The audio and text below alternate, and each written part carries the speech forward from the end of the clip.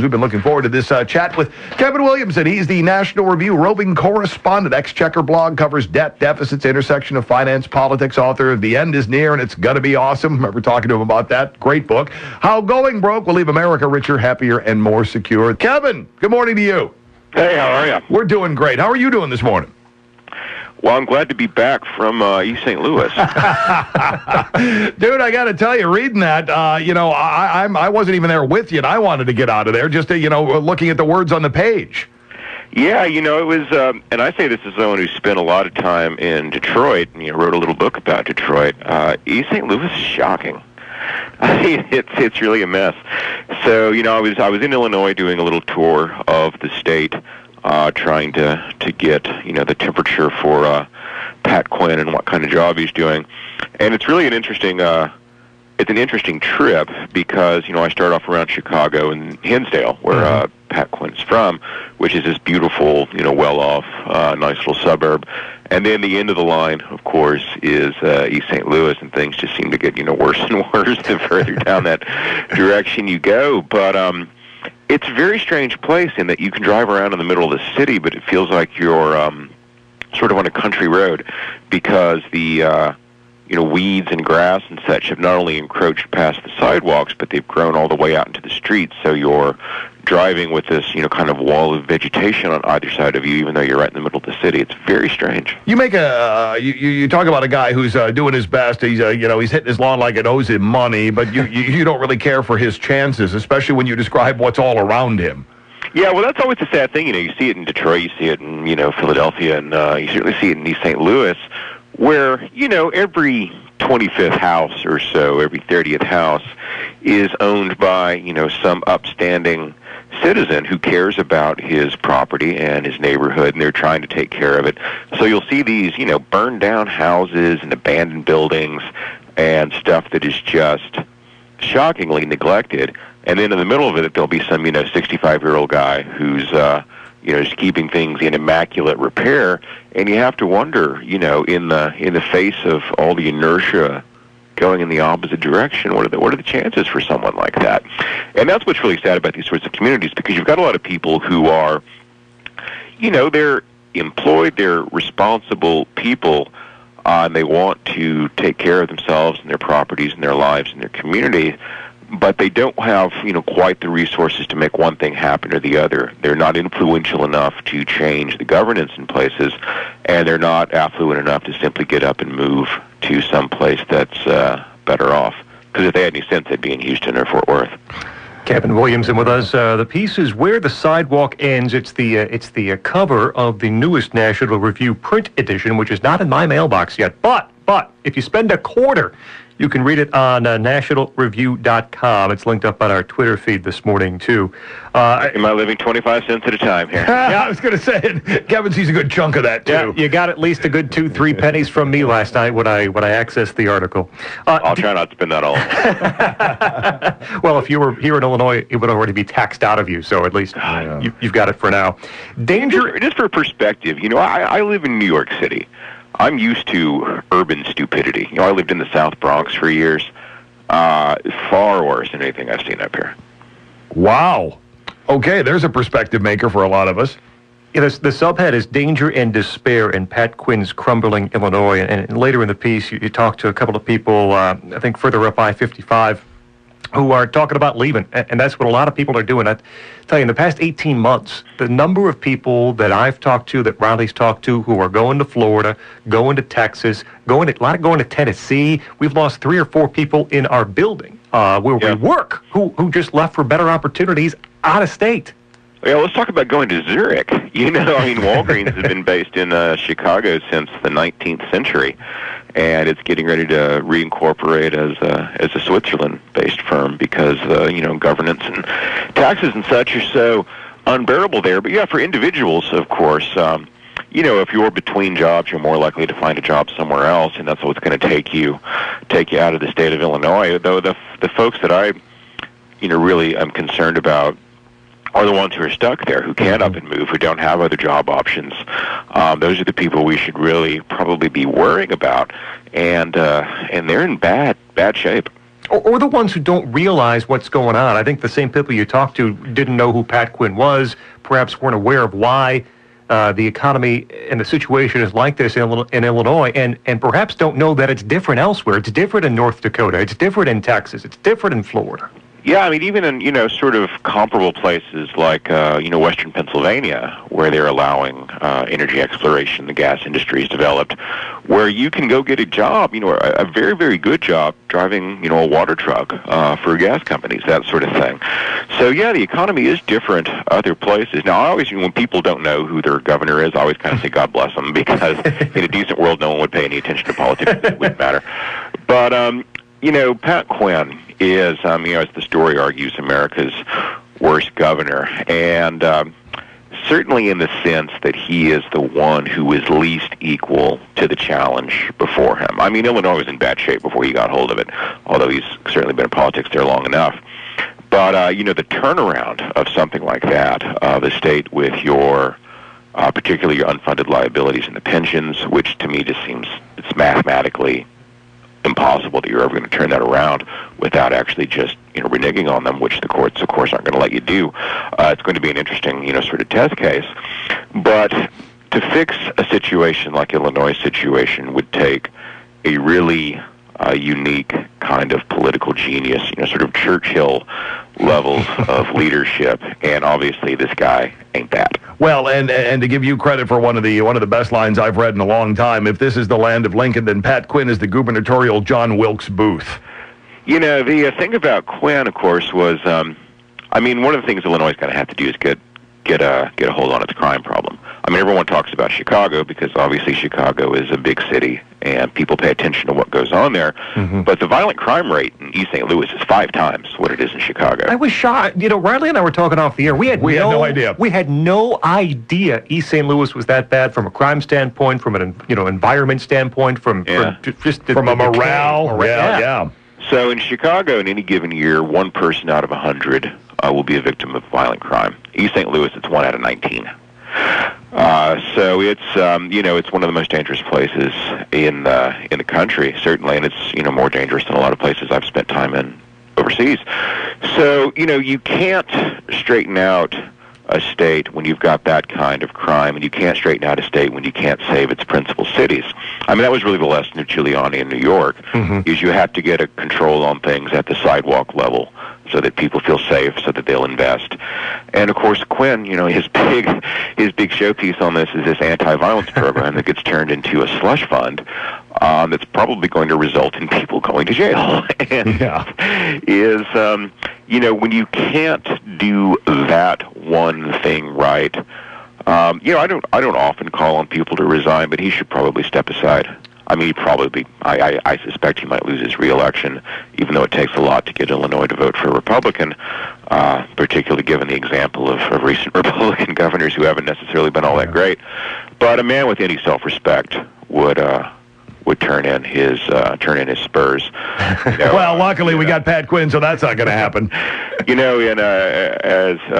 you ever seen the movie Firefly, there's a character who observes that in certain older cultures, when someone had failed as badly as you had, they would throw themselves on their swords, and there's something to be said for that. Kevin Williamson with us from National Review. The cover story on the new National Review, Where the Sidewalk Ends, on Pat Quinn in Illinois. You can also get it at nationalreview.com. I give you a lot of credit because a lot of times, we're here every day. A lot of times we read someone coming in from the outside to talk about Illinois, and I'll see something and say, oh, that's not right, or they forgot about this, or they don't know about this. From start to finish, you really have a grasp on exactly what's happening in the state of Illinois, and you hit on it, I think, when you said Pat Quinn is just simply not up to the task. Listen, he was never supposed to be governor. He was a gadfly who started petition drives, ran for treasurer, lost, ran for something else, lost, finally got elected lieutenant governor, took over when Rod Blagojevich got kicked out. And even before he was reelected in 2010, you had Democrats in the state House saying he's incompetent. He can't do his job. He has no relationship with the House and Senate in Springfield. He has no leadership skills whatsoever. And the good news is a new poll this morning says Bruce Rauner's up 14 points on him. The Republicans up 14 points in the race for governor. So I don't know how much you know about Bruce Rauner or what his plans are. It's a Herculean task, as you laid out. What steps can be taken? Yeah, well, I mean, obviously you're going to have to stabilize your finances and do something about the crime. I mean, those are the two main things. Until those two things get done, nothing else is going to happen. I mean, long-term economic growth in Illinois and more jobs, better wages, that sort of thing will come from where it comes from everywhere else, which is from investment. I mean, you just never get economic growth. You don't get growth in employment. You don't get growth in wages without substantial levels of investment. And you would be crazy to invest in Illinois right now because the finances are so unstable that you can't really make long-term plans. You don't know what's going to happen. So the state probably, and the cities and the local jurisdictions, are going to make some attempt to make good on these pensions, which is going to, mean enormous tax increases, probably some, new kinds of taxes, things that haven't been contemplated before. But the numbers suggest that ultimately that task is going to be impossible, no matter what the courts say. I mean, the courts can say that, the unions have a constitutional right to their health care and benefits as they have, but when the cupboard is bare, the cupboard is bare. And we don't have any legal precedent for states being insolvent. I mean, we do for cities, we do for companies, we do for individuals. We got bankruptcy law for all that. There's no such thing as bankruptcy law for states. Mm-hmm. And so, Illinois probably is going to be the first one to figure out what happens, followed probably pretty closely by California, which is going to be a much worse mess just because it's so much larger and such a larger economic presence. But there's nobody who knows how this is going to shake out other than it's going to be bad. So if you've got, $100 million to invest because you're a big company and you're looking at building a new facility or putting your headquarters somewhere, well, why on earth would you choose Illinois if you didn't have to? It'd be like moving to New York in the 1970s. I mean, there were certain companies that had to be in New York, right? If you were a financial firm, you had to have an office on Wall Street. If you were a media company or publishing company, you had to be in New York. Nobody has to be in East St. Louis. Except for the people who are stuck there. We're spending some time with Kevin D. Williamson, National Review. The article Where the Sidewalk Ends, Danger and Despair in Pat Quinn's Crumbling Illinois. I know I live in this state, but man, it's like reading about another planet in certain parts. Yeah, I've got this really sophisticated reporting technique where I rent a car and drive around and talk to people. Yeah. Whoa, slow down, Poindexter. You're confused. We're laymen. I don't even get what you just said there. So, again, I sort of drove across the state and, talked to various people at different places. And I was bored out of my mind in Springfield and I spent 3 days in East St. Louis there, various places and kind of exploring. And, it's a mess. So, Illinois, its political problems remind me a lot of Pennsylvania, where I used to live.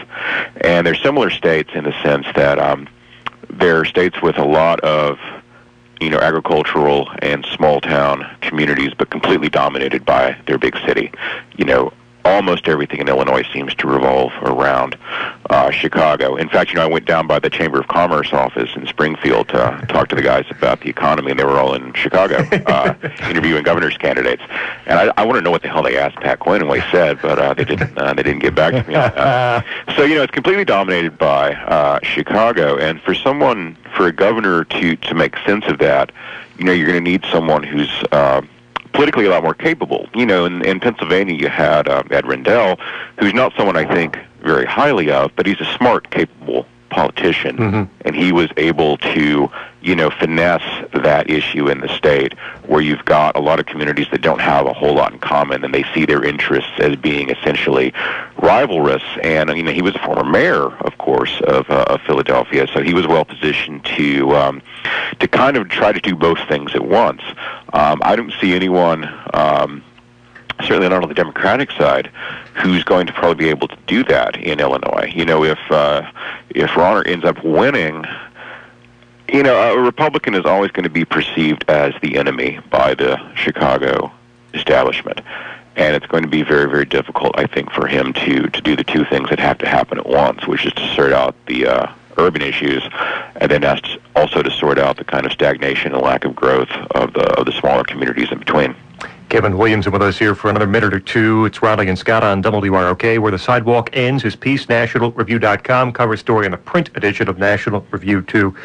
Toward the end of the piece, you point out the governor likes to think of himself as a champion for the poor, the marginalized, African Americans, others. Yep. And yet, if you were trying to destroy the black population of the land of Lincoln, what would you do differently than Pat Quinn, you ask? And specifically, I like the school choice question, the school freedom question, standing in the doorway, preventing kids from leaving. Yeah, this is one of the things that drives me nuts. I'm an evil right-winger and all that, and but you always hear people on the left, Democrats, progressives, framing their arguments in terms of, well, this is what's good for the poor, it's what's good for minorities, it's what's good for the working class. But you look at every big Democrat-run city in America, whether it's Chicago, whether it's Milwaukee, whether it's Los Angeles, you will find more segregation. Our most segregated cities are Detroit, Milwaukee, and I believe Chicago. You'll find more economic inequality. You'll find terrible, terrible schools, and that's the thing that's really the key, is that if you're, from a poor family, and that's how I grew up, the easiest and best and most reliable way out is a good education. But, of course, our schools are run by these, ridiculous cartel teachers' unions who are cheating on tests and falsifying results and everything else and not getting the job done. And then the one thing we could do to help people connect with better educational opportunities, which is give them some choice about where they go to school and some support if they decide to go outside of the traditional options, is the number one thing that the left wants to stop from happening. So school choice is great if you're Barack Obama and you can afford it. But if someone else wants to send their kids to the sort of schools where he sends his kids, he's going to get in the way. And that's certainly the case in Illinois and particularly in Chicago. And in Chicago, I remember reading something like 40% of the public school teachers send their kids to private schools. Yeah. That sounds about right. Yeah, that sounds right. Yeah, that would not be surprising. That's a ringing endorsement, isn't it? It's a bit of a mess. But so why don't we give poor people the same opportunities that they have? I don't see how that's a loser for anybody except people who fear competition, which of course is what this is all about. Kevin Williamson, tremendous piece on Illinois, and tremendous writer too. And so is Charles C.W. Cook, who last time he was on with us, we allowed him to promote the old podcast that you two do together. It's great. Hot Dogs and Englishmen. Yes. Where can people find that? You can find that at nationalreview.com, and it's also on iTunes and all sorts of other places, and I think there will be a new one today, so if you want to look for it this afternoon. Well, we challenge you to find a better writer working than Kevin Williamson, and I think you will probably come up short unless, you run over to Charles C.W. Cook's stall, and he'll argue with you a little bit on that one. Kevin, thanks a lot. Awfully good. Thank you very much. Thanks a lot for the time, and thanks for the great piece, and look forward to another opportunity to chat. Thanks for having me.